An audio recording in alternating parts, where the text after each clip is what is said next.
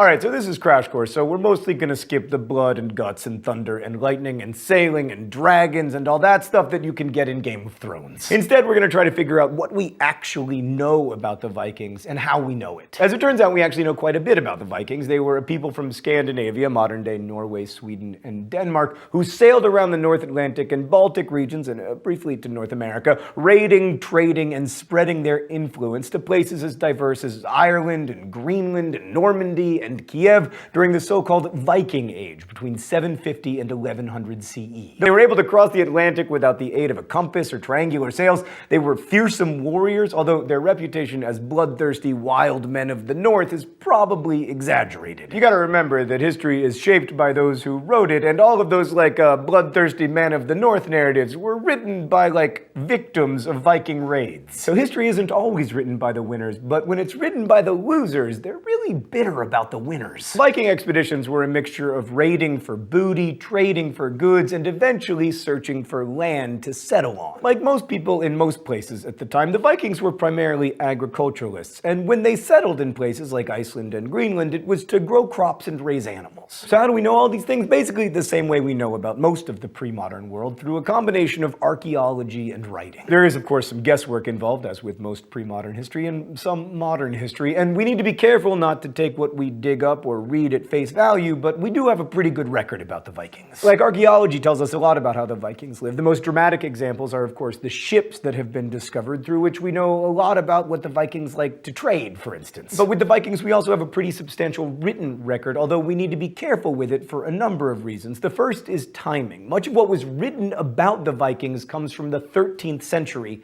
after the Viking Age. And it was written by authors who had an interest in making the pagans seem as different from them as possible to highlight the civilizing role of Christianity. Now, the Vikings were not illiterate. People knew how to read and write runes, but most of these runic inscriptions are really short and don't tell us that much about Vikings. It's nothing like about Thor's hammer or whatever. It's all like, I trade 3 sheep for 2 loads of lumber. Some of you Viking fans, and I know that's most of you, are saying, but what about the sagas? We tend to use the word saga to describe anything that's long and drawn out, but when you're talking about Vikings, it means something very specific. A saga is a long narrative epic written in Old Norse from the 13th century or later, and the date tells you something right away. The sagas were written centuries after the Viking Age, so we have to be careful when using them as historical sources. The sagas we associate with the Vikings are called the sagas of the Icelanders, which look like this in Icelandic, and they purportedly describe Viking travels and adventures from the 10th and 11th centuries. People used to see them as relatively accurate historical documents, but now most historians recognize them as fictions. Like Viking historian Tiva Vidal, who provided much of the information for this episode, says it's best to think of the sagas as a kind of pseudo-history. They don't provide a completely accurate picture of what it was like to be a Viking or what happened to Vikings, but they can provide some useful details. Alright, let's go to the thought bubble. While you're there, by the way, I'm gonna grow a Viking beard and change shirts. Now, your stereotypical Viking is a burly blonde or redheaded fellow with a big beard and a bigger sword who learns the important lesson that it's not about killing dragons, it's about learning to train them so they can execute your wishes. But the real stereotypical Viking was probably a hard bargaining trader enmeshed in a complex network of pan-European trade. I know how you guys like it when I talk about trade. So at the beginning of the Viking Age, the Vikings' primary interaction with the rest of Europe was through raiding. All right, hold on, thought bubble. The Vikings didn't have horns on their helmets. Sorry, anyway. This bit about raiding was especially true on the coasts for obvious reasons. In heavily forested places without many large settlements, raiding was just not a very good option. The earliest recorded Viking targets were often monasteries, like the one at Lindisfarne that was attacked in 793. Monasteries made good targets because they were relatively isolated, full of treasure, and monks usually aren't very good fighters, except of course for Shaolin monks. Now, the Vikings were able sailors, but they didn't quite make it far enough afield to raid kung fu monasteries. Anyway, this brings up 2 important points. First, the Vikings were not motivated by religion, even though they sacked monasteries. They were after loot. Second, and more importantly, Viking raids were not intended to destroy people or towns, although, they had that side effect. So after an initial phase of raiding and terrorizing, the Vikings realized there were better ways to get rich. One was extortion. They built up such a reputation that oftentimes they didn't need to actually raid a place to get them to give up their goods. Eventually, though, the Vikings turned to trade and settlement, which, as we've seen over and over, are the most reliable paths to wealth. if not necessarily the most fun.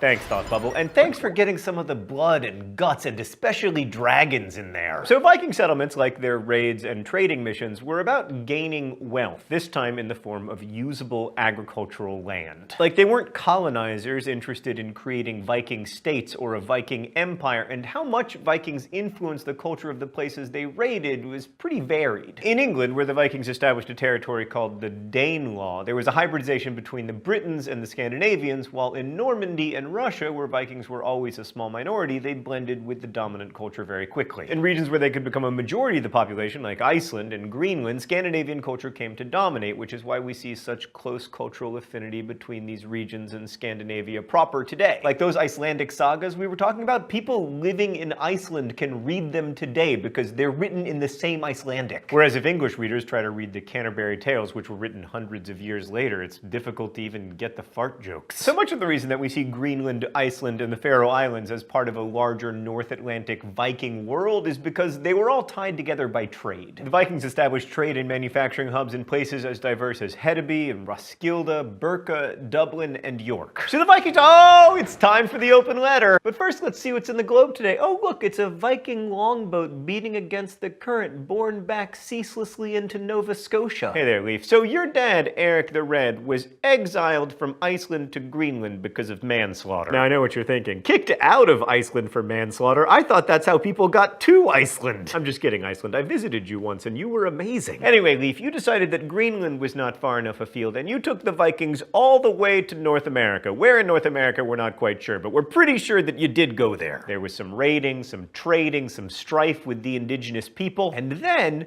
you didn't settle the land and kill 95% of American Indians. And for that, Leif Erikson, I say good job.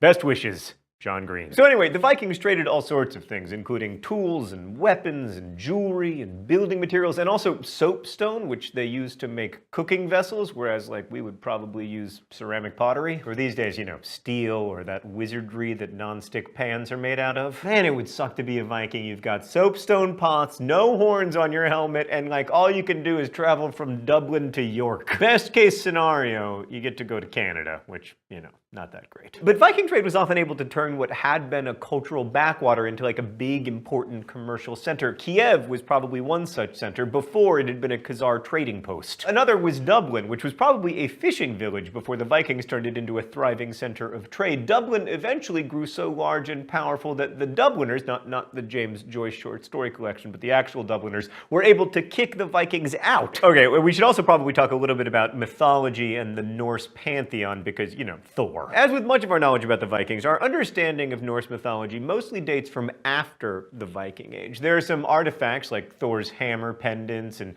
picture stones from Gotland, but most of the myths that you might know come from later written accounts like the Prose Edda from Iceland and, you know, Marvel Comics from New York. So most of the people who were describing Viking religion were Christians, and they characterized the Vikings as pagans because, you know, they could only describe religions in terms they knew of, and that was like Christianity or pagan Greco-Roman, you know, gods of Olympus. So it can be tempting to draw an equivalence between Norse mythology and Greco-Roman mythology, but that's not really about Viking religion. It's more about like the way Christians imagined Viking religion. Yes, I realize that the Greek pantheon and Roman pantheon are different. I just want to emphasize that any resemblance between the Greco-Roman and Norse mythologies are mostly coincidental. I mean, yes, there is a god responsible for thunder in both of them, but there is a god responsible for thunder in most polytheistic religions. Now, of course, we know that thunder, as my 4.5-year-old son told me, is dinosaurs walking around heaven. So in the end, when it comes to Viking religion, we have a lot of stories from after the Viking Age. We don't have a lot of knowledge about how they actually practiced and worshipped. So there's a brief introduction to the role of Vikings in world history. I know you probably wanted more blood and guts. There's a little bit of blood and guts, but you know, it's mostly trade. The eventual success and influence of the Vikings was really about settlements and the exchange of goods and in the process, the exchange of cultures. But of course, fighting and killing get a lot more attention than trade, which may be one of the reasons that we remember the Vikings so vividly. I mean, they made their biggest influence in Greenland and Iceland, and nothing against Greenland or Iceland, but we're talking about a combined population somewhere in the neighborhood of half of Columbus, Ohio. So we may remember the mythology and the barbarian attacks because that's kind of what humans are wired to remember. But for me, the real lesson of the Vikings is that they show in microcosm something that happens again and again in world history. When raiding gives way to trading,